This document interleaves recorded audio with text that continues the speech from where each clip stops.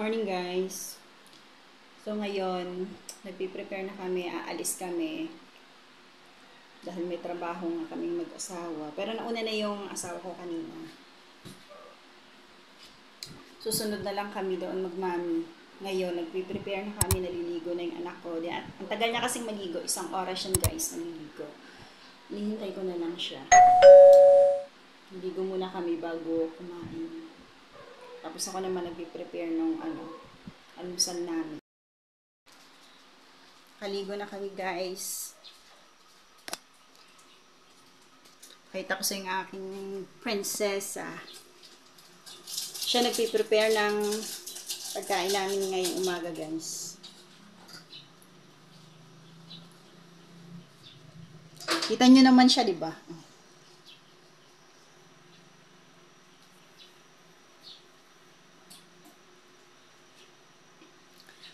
Lipat ko kayo.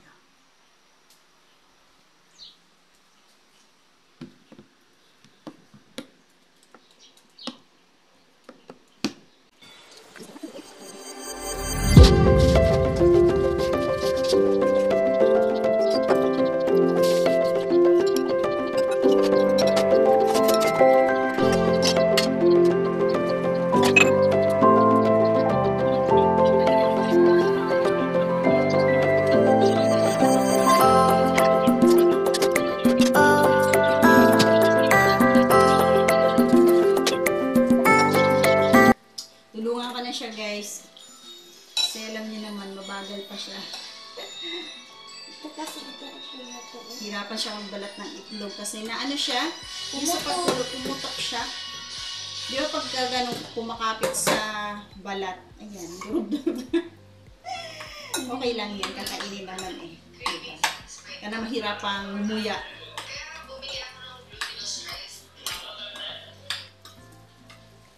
Lahat na itong sauce.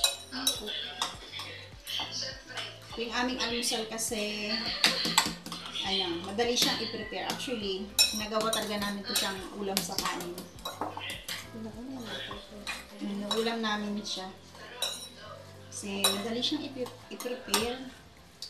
Pero hindi naman araw-araw to kasi, di ba, baka mag-suffer naman yung ating mga bato. Bakit araw-araw kang kumakain nito?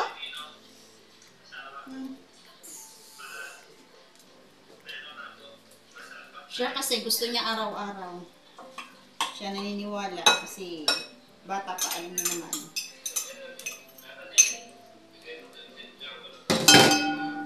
Sige na, dali. Kumakapit pa rin? Yeah, look. Sobrang kapit na. Tulungan na nga kita. Na-overcook. Mahirap siya guys, kumakapit. Na-overcook. Nakapupok ba to? Overcook pag ganyan. Itapon mo na sa basurahan niya, mga Overcook. plastic. Itong balat doon yan, tinatapon.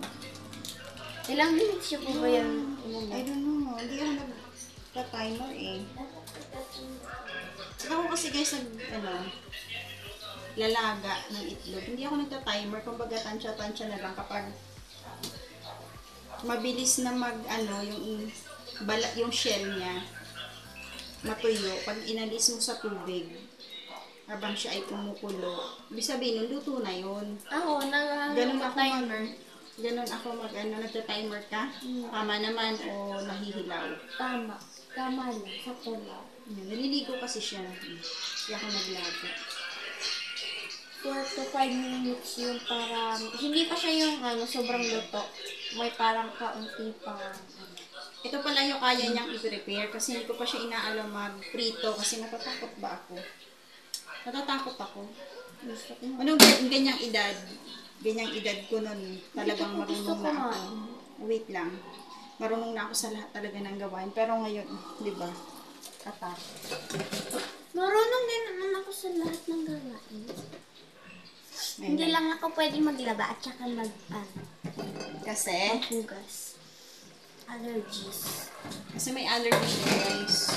Alam nyo ba yun? May siya. Alam mo, genetic ba yun? Namamana ba yun? Kasi ganun din yung daddy niya. Lagi ako nga chingin, never na ako matatapos. Kapag nakaamoy siya ng matatapang na amoy, Ayun, sisipunin na siya, aching-aching na siya, ganun. Tapos nalagnan na. Umpisa na yun.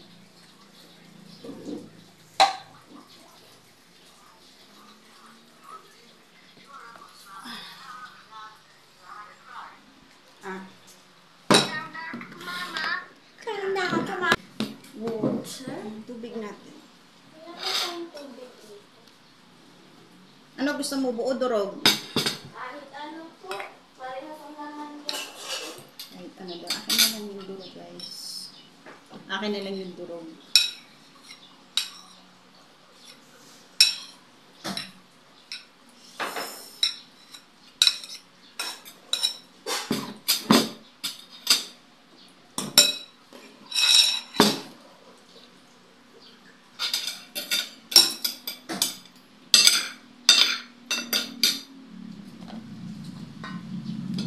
Kain ka ng marami ha, dahil Hindi ba? mahal kasi ang bilihin sa labas, guys. Kaya sabi ko, pag nasa bahay, pag kami aalis, kumain na siya ng marami para hindi siya gutumin. Buti sana kung lagi tayong may mabubun kasi sa panahon niya yun. We'll pray. We are you. Ikaw na. Ama namin Diyos, salamat po sa mabiyayang patuloy niyo po ipinagkakalog sa amin. Naway pakibasa-basa niyo po ito. Naway magdulot po ito lakas sa amin. Namin po nagamit isip ang paglilingkod po sa inyo. Ama, hinihingi po namin lahat sa pangalan ng Panginoong Hesukristo, ang tatlong tagapagligtas. Amen. Kain tayo, guys.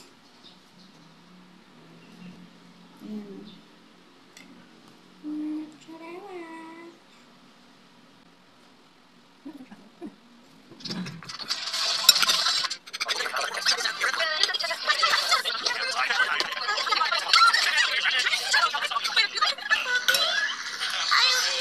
Nunod ako, guys, ng Sarah Instinct.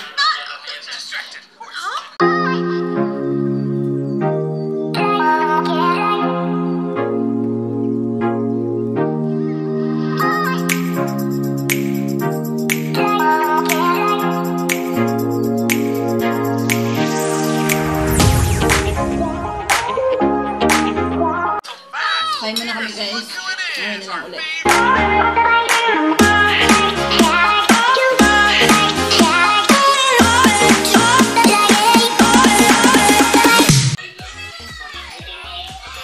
Hugas muna ako, guys, ng plato bago umalis. Sarap kasing dumating sa bahay na malinis, walang hugasan.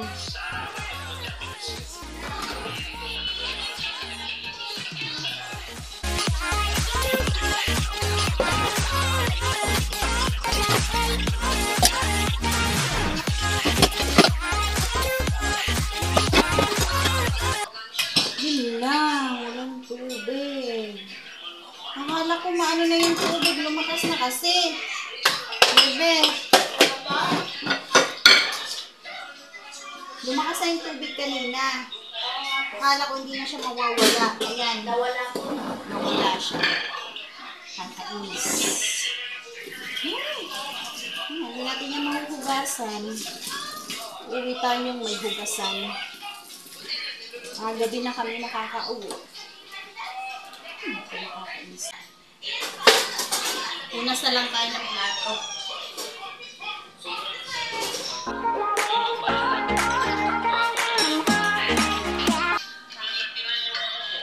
Ito yung mga pupunasan. Hinugasan ko ito kagabi.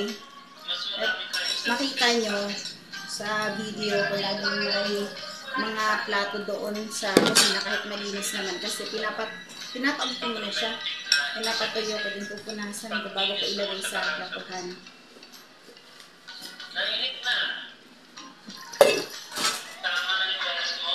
Ano yung nakakainis dito kasi lagi ba siyang walang tubig? Madalas yun. Mahirap pa trabaho ka sa umaga, mga 6 or 7 yan, wala na siyang tubig. Yung mga pagpapasok ko ng trabaho, diba? Papasok ko ng school yung anak mo. Kailangan mo talaga mag-ipon. Yun lang yung pangit dito.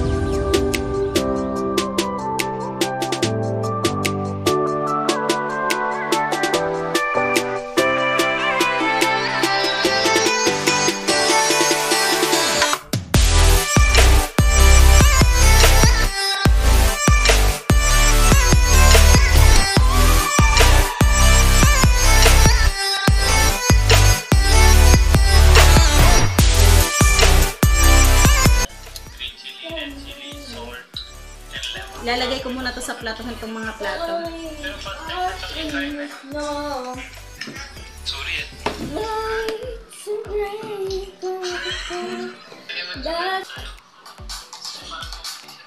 Amaya na lang ulit guys.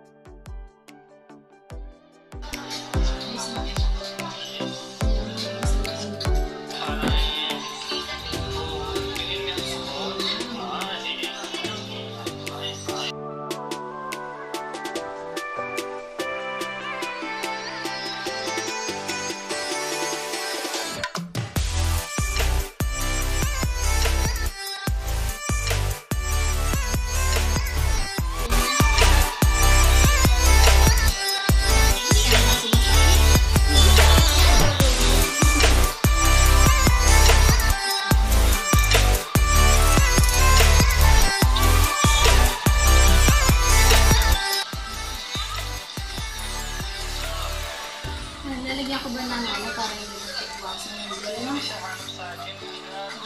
Tanggalin mo muna yung salamin mo, please. Dito nga kasi tapos eh.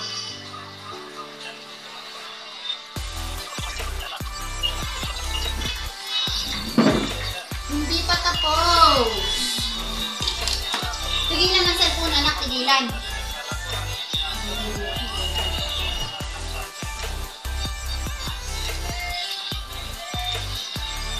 Kasi natin tigil ang cellphone, tigil ha.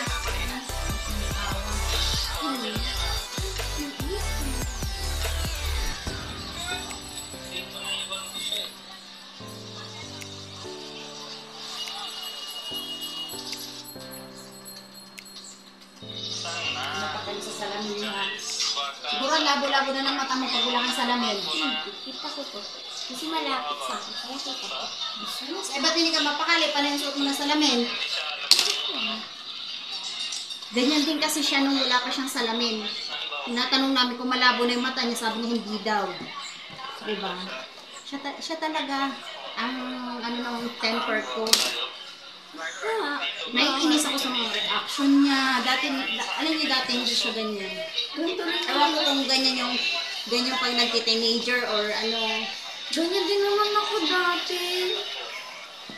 Natuloy naman ako dati. Wala ka patin po.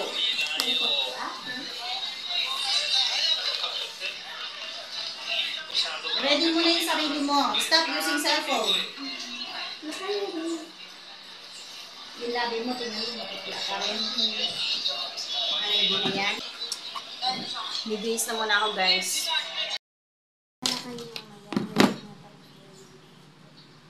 Babaan tayo ng mga jacket. Kasi sa mall ang ano namin, ang duty namin ngayon. May booth kami doon. May booth.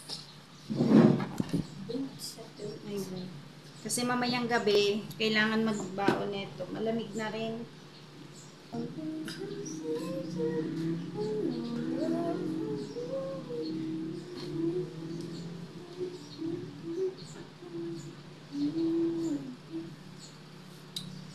Yan, hindi na tayo marunong magtupi. Tanggalin mo yung salamin mo dyan. Ayan, tayo. Reflections.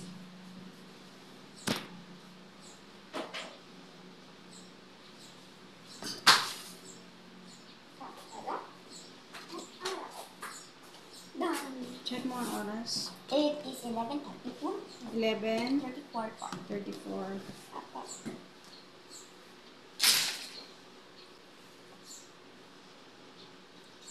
Si daddy naka long sleeve naman yun eh. Hindi na kailangan yun.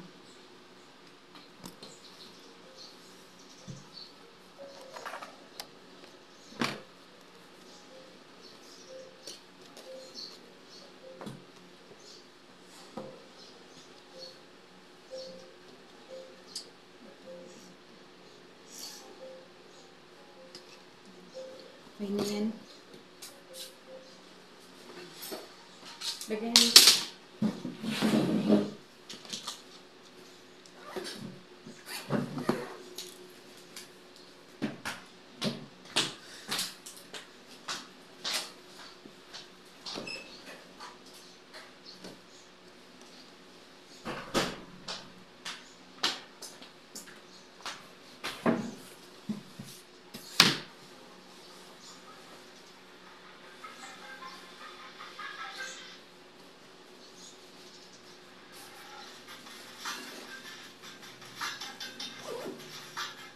Lahat dala na natin.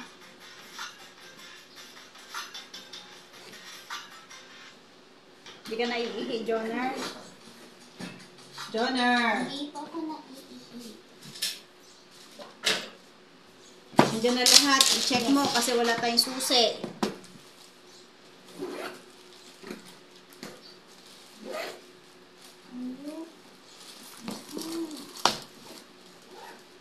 Yes, nandito na po lahat.